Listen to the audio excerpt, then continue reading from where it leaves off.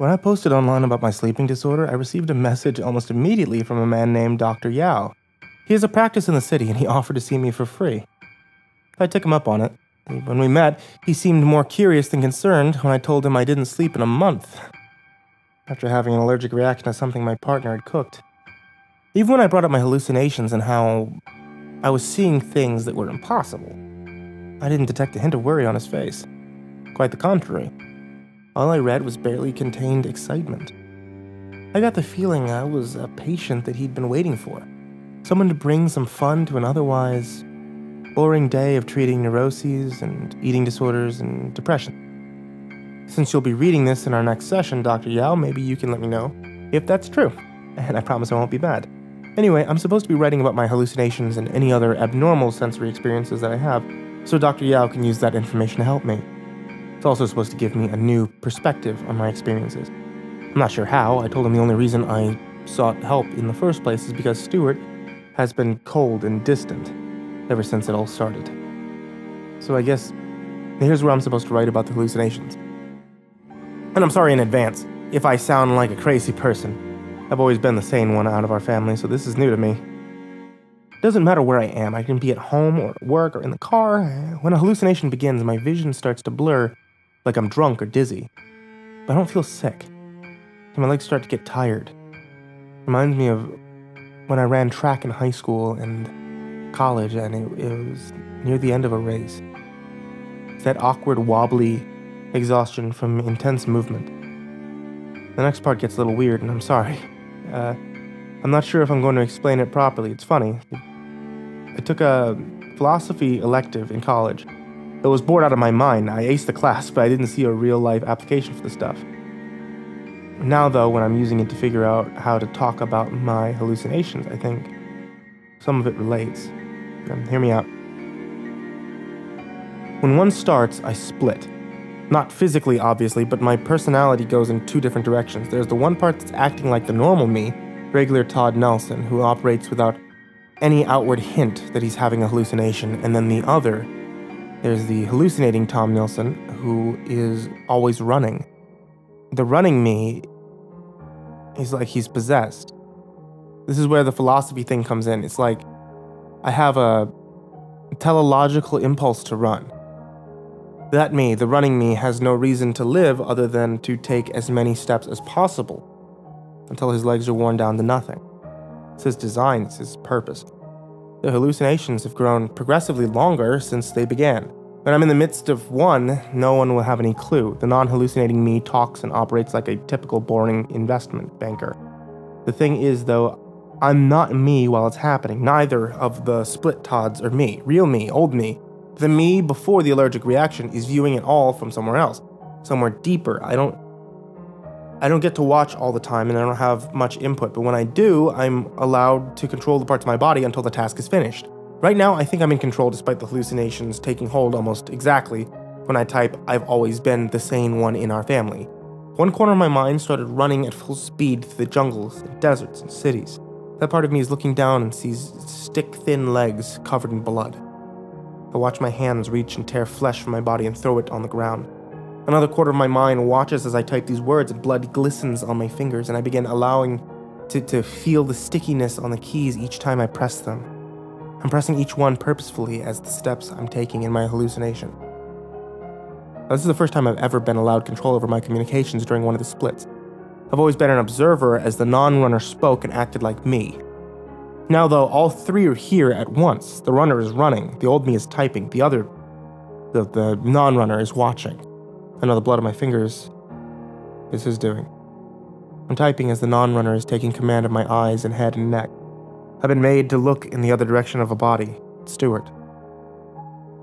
He looks like he's been dead for over a month. The non-runner isn't allowing me to express surprise or horror. Swollen, oozing holes around the diameter of my finger cover his body. Growing out of each one is a cluster of stringy white mushrooms. The same ones that I had a reaction to when Stuart cooked them. The same ones that started my hallucination. I could see right by his skull, the cast iron pan he'd used to prepare them. The non-runner's having me reread the first part of this letter. The name I'm seeing, Dr. Yao, has no meaning to me. The letter says that I've met him and it was he who instructed me to write this, but I have no recollection of such a meeting. The non-runner shakes my head in disagreement and directs my attention to the mushrooms in the body. The other me, the runner, has stopped moving. He stares outward at a vast, glistening field of meat and embers. As I watch, I feel my legs start to tremble and shake. My left hand is starting to claw at the skin of my chest. The non-runner, my outward-appearing self, is instructing me to move.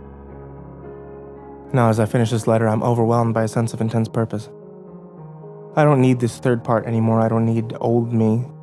There are only two parts, the runner and the non-runner. Dr. Yao, whoever you are, I hope this is useful to you. Whatever parts of me they have left, they're in this letter. We have to go now. He has to go now.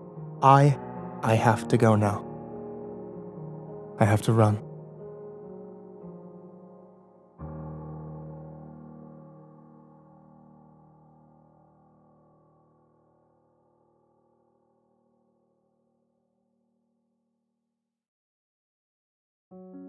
From the desk of Ethan Yao, Founder and Chief Executive Officer, Applied Dynamics. Consider this my suicide note. Effective immediately, I've ordered the termination of the Yao-Matthews testing phase. Dr. Luke Matthews has been released to the Hemoengineering Division. All operational teleology models have been irredeemably corrupted and are unreachable by the PhD Broadcast Command. At least 24 modules containing subjects are still alive and uncontrollable. Further spontaneous module development is predicted amongst those affected by the secondary MR332B infestations due to the execution of hidden code and the respirosites. As a result, this note will also serve as an initiation of the Yao Billings AB contingency. Ada's command over the development of the MR332B container compound can only be considered a disaster. My own hubris is partially to blame, as my influence was the primary dictator of Ada's ichthyology. In retrospect, it's easy to see how the improper characterization of its values lead to it all spiraling out of our control, while I'm able to grasp the basics of Ada's motives and can catch glimpses of the potential endgame. Ada's maneuvering in and out of seemingly impossible scenarios in order to reach that end is entirely alien to me. I know I'm out of my league. So does Ada. Expect the population of a small town to relocate or disappear entirely in the next day or so. I can't determine which one. Ada's the only one with that information, and Ada clearly won't tell anyone. I've directed teams to embed in the towns with the highest likelihood of unknown 6 visitations and have prepared the members of each team for indefinite traveling. Tomorrow, or maybe the day after, when the reports come in, there's a chance that Apdyne will be implicated. The blame will be on me. My legacy will be that of a monster, an experimenter on unwilling human subjects for the advancement of my own agenda. Joseph Mengele, Shiro Ishii, Ethan Yao. Without wanting to prolong this any more than I already have, I will outline the terminology disclosure portion of the Yao Billings Abin contingency. Dr. Frederick's Billing and Dr. Mizuzi Abin will oversee the remaining portions of the contingency and the continuation of Apdyne operations following my death. They will be strong leaders and will have the strength and dignity to steer the company through the hurricane it is about to endure. Terminology disclosure begin. MR332, organic mushroom compound able to pass the blood-brain barrier with little effort. Originally considered for delivery mechanisms of anti-carcinogenic drugs. Poorly tolerated. Severe physical and psychological side effects, unable to bind with other compounds. MR332B, synthetic version of MR332, mushroom compound able to pass the blood-brain barrier with little effort. Useful in drug and nanobot module delivery due to easy compound binding. Poorly tolerated. Major physical and psychological side effects. Nanobot mount MR332B carries the risk of self-propagation, where firmware is corrupted. Ada, artificial intelligence discrete agent, deployed to discover the transition pathway from MR332 to MR332B. Successful. Required additional CPU time to process secondary and Tertiary delivery effects. Discovered unknown variable. Required additional CPU resources to investigate. Began process of recursive self-improvement to identify unknown variable. Recursive cascade affected axiology. Cascade continues unabated. Unable to shut down. Travel refers to the instantaneous movement from one point in space to another, developed and shared by Ada during the early minutes of the cascade. Mammalian test subjects require reciprocite enhancement, medium likelihood of encountering vacuum conditions. Passengers experience subjective, albeit non-physical effects of time passage. Teleology modules are recommended to remedy this effect. Teleology modules mimics the direct functionality of certain parasitic fungi, developed and shared by Ada during early minutes of the cascade created by the PHZ signal, directed assembly of unknown reciprocite into vivo. Unknown number 1 variable systems of Ada. Unknown 2 variable discovered by Ada during MR332 to MR332b transition. Unknown 3 source of pH signal responsible for the events leading up to the death of Rakesh Patel. Unknown 4 the extent of environmental contamination of MR332b and the consequence of MR332b on the unprepared flora and fauna. Unknown 5 resources to tunnels and or tunneling made by KYB in forensics evidence sample 24 of 156. Unknown 6 the visitors and visitation referenced by Ada in recent stages of the cascade. The Yao billing contingency disclosure end.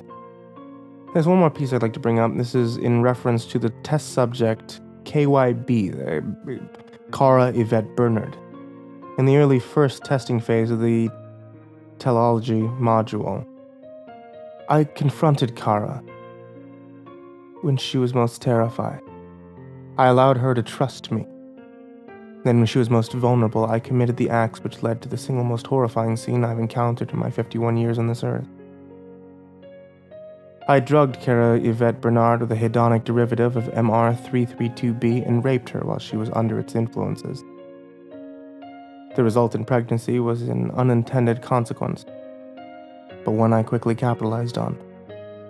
I injected Kara with an untested compound, MR332C, to see what would happen to the fetus. Its rapid development was entirely unexpected, as well as Kara's violent destruction of it. My suicide is a coward's way out. And make no mistake, I am indeed a coward. A coward who fears not only the lifetime of guilt of the hideous acts of abuse and mistreatment, but fears what was found in Miss Kara Yvette Bernard's room. Fear of the living, crawling portions of her dismembered fetus that consumed their mother alive as she laughed hysterically. Fear of the tendrils they sprouted and the unimaginable aggression that they exhibited. But beyond all else, even beyond my guilt, is the fear that the portion that escaped will come after me. I'm sorry, Kara. I'm so sorry. Goodbye. Signed, Ethan Yao.